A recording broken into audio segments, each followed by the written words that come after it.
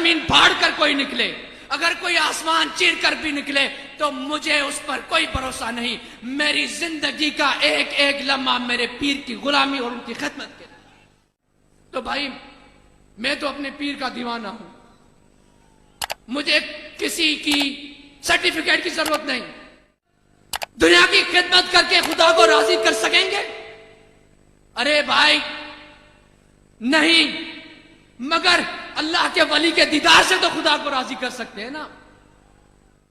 کیا پیسے کے پیچھے بھاگو گے؟ کیا اس دنیا کے پیچھے بھاگو گے جو تمہیں دھتکار دیتی ہے، مگر پھر بھی ہم جانوروں اور حیوانوں کی طرح اس دنیا کے پیچھے مارے مارے پھرتے ہیں؟ یہ ظاہری ہیں، ان کی کوئی حقیقت نہیں. حقیقت تمہارے دل میں موجود ہے، تمہارے سینے میں اللہ تعالیٰ نے سمائی.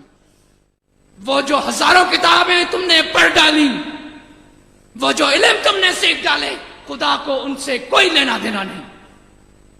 تمہارے کپڑے خدا کے سامنے اپنے پیش کرو گے، اپنے پیسے لا کر رکھو گے محشر کے میدان میں، اپنی گاڑیاں لے کر آؤ گے، اپنے گھر لے کر آؤ گے؟